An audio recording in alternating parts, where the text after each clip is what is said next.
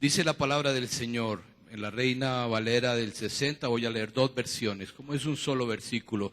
Dice así en la versión Reina Valera: y yendo, predicad diciendo. El Señor Jesucristo está hablando y nos está hablando a nosotros. Escuche bien, voy a repetir. Y yendo, predicad diciendo, el reino de los cielos se ha acercado. Sanad enfermos, limpiad leprosos, resucitad muertos, echad fuera demonios, de gracia recibisteis, dad de gracia.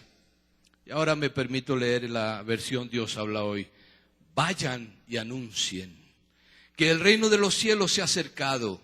Sanen a los enfermos, resuciten a los muertos, limpien de su enfermedad a los leprosos y expulsen a los demonios. Ustedes recibieron gratis este poder, no cobren tampoco por emplearlo. Señor maravilloso, gracias porque tú nos has hecho hijos, pero somos siervos, Dios mío. Y tú nos has dignificado y nos has hecho mayordomos integrales, Dios mío. Señor, esta es tu palabra, somos tu iglesia. Háblanos hoy, Dios mío. Necesitamos internalizar esta hermosa palabra.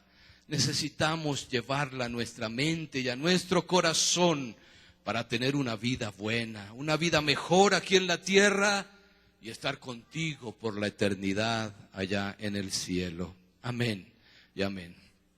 Bueno, mis hermanos, durante todo este mes se ha hablado de mayordomía y la mayordomía encierra muchas cosas. La mayordomía es economía, la mayordomía es supervisión, la mayordomía es presupuesto, la mayordomía involucra muchas cosas.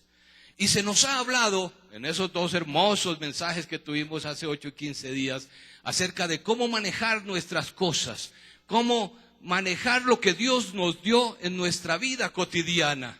Pero también el Señor quiere que nosotros entendamos que hay una mayordomía que es integral junto con esa otra mayordomía, pero que tiene que ver con el reino. Por eso el título de mi sermón hoy es Mayordomía del Reino. Quiero hablar de eso, del reino de Dios, el que está aquí en la tierra, pero también el que está en el cielo. El Señor mismo dijo, y leímos en el versículo, el reino de los cielos se ha acercado. Y dice otra porción, el reino de los cielos está entre nosotros. De manera que nosotros no tenemos que esperar a ver relámpagos, truenos, ángeles, arcángeles, para saber que el reino de Dios está aquí. Está aquí. Y está en usted. Y está alrededor de usted, está con la iglesia. El reino de Dios nos acompaña, el reino de Dios nos empapa, nos lleva, nos guía. Dios nos encomendó tareas bien especiales desde la creación. A partir de la creación, Dios nos delegó a nosotros y nos autorizó para someter y dominar inteligentemente, es decir, con sabiduría, todo el mundo, todo lo que Él creó, todo lo que Dios hizo lo puso bajo nuestros pies, pero Él sigue siendo el dueño. A pesar de que somos hijos y herederos y coherederos de lo que Dios creó, Él sigue siendo el dueño, mi hermano. Téngalo claro, usted tiene que ser un buen administrador, porque al administrador se le piden cuentas, y eso lo vamos a ver al final. Muy bien, esta encomienda o este mandato implica que nosotros tengamos sabiduría, nos esforcemos en todo, inclusive en la mayordomía espiritual. Para que haya una labor, para que haya un buen desarrollo, para que haya una empresa, se necesita un señor, pero también se necesita un siervo. Señor, según el diccionario, es aquel que es dueño de algo, el que tiene dominio y propiedad. Es amo y señor respecto de sus siervos. Podríamos decir hoy, el dueño es el que maneja todo y tiene a su servicio al gerente y a todos los obreros y empleados y todos los departamentos que conforman su empresa. Él es el dueño. El Señor es aquel que es poseedor de estados y lugares con dominio y jurisdicción, o sea que Él tiene control sobre eso. En nuestro caso, ¿quién es el Señor? Jesucristo, Dios. Él es nuestro Señor. Él es nuestro Señor. Y nosotros somos siervos, mayordomos. Eso significa que somos los que servimos, los encargados, los delegados, los que tenemos que manejar las cosas para entregarle buenas cuentas al Señor cuando Él regrese. Amén. Jesucristo, según la palabra del Señor, es Adonai, que quiere decir Señor. Jesucristo, según las Escrituras, es Curios, que quiere decir el Señor. Él es el Señor de toda la creación. Él es la perla preciosa, esa perla de gran valor. Él es el buen pastor, Él es el portero, Él es la puerta, Él es todo para nosotros, mis hermanos. Todos los cristianos confesamos que Jesús es el Señor, pero a veces como que nosotros no entendemos la intensidad, la connotación, la importancia de esa palabra.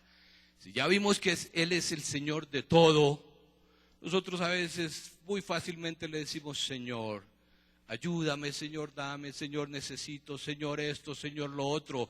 Pero cuando encontramos en las Escrituras lo que el Señor, ese Señor, quiere de nosotros, entonces ahí sí como que ya no es nuestro Señor, porque es una relación de retroalimentación. Dios da, pero también quiere que nosotros seamos buenos administradores. Amén. Somos, o debemos ser desde la perspectiva de Dios, buenos ecónomos, buenos mayordomos, buenos supervisores de todo lo que el Señor nos encargó a nosotros. Él nos dio todo para que lo cuidemos, pero también particularmente a cada uno de nosotros nos dio detalles, cositas, dones, para que nosotros los desarrollemos. Nosotros, para toda la feligresía del Señor, seamos pastores, seamos líderes, seamos lo que seamos, mientras nosotros recibimos al Señor Jesucristo, tenemos un mandato. Un mandato que tiene un profundo sentido emocional, porque Dios nos creó y Dios nos entiende. También tiene un profundo sentido espiritual, porque Él fue el que nos dio el Espíritu. Pero también tiene un profundo sentido religioso, es decir, de nuestra relación hombre-Dios, Dios-hombre. Y también tiene un profundo sentido psicológico. Dios, cuando hace las cosas, las hace de una forma integral, para que nosotros estemos bien, vivamos una buena vida en todo. En ese texto que nosotros leímos, encontramos tres cosas generales y yo quiero detenerme en ellas. Una es la proclamación. ¿Recuerdan ustedes? Y yendo, predicad. Pero también hay otra cosa que encontramos: restauración, porque el Señor nos mandó a obrar su reino en otros, a compartir su reino para otros. Y también encontramos que nosotros debemos hacerlo por gracia. Proclamación, restauración y hacerlo por gracia. Primero, tenemos tarea de proclamadores. Y yendo, predicad, dice el Señor. La principal tarea que nosotros tenemos es llevar a cabo el querigma. Querigma es una palabra griega que quiere decir proclamación, y proclamación del Evangelio. Nosotros tenemos que proclamar el Evangelio a toda criatura, porque es una gran riqueza que nosotros nos hemos encontrado y hay que participar a otros de eso. En Mateo capítulo 4 versículo 17, el mismo Jesucristo dice: arrepentíos porque el reino de los cielos se ha acercado.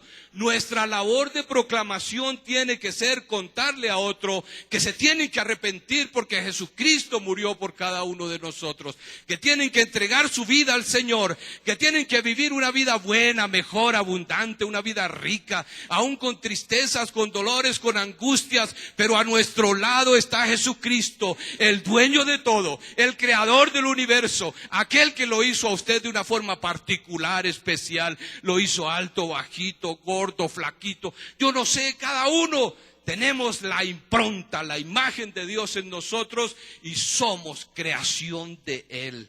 Él nos llamó para que seamos parte de ese reino y no necesitamos, mire, Dios no quiso que nosotros fuéramos allá.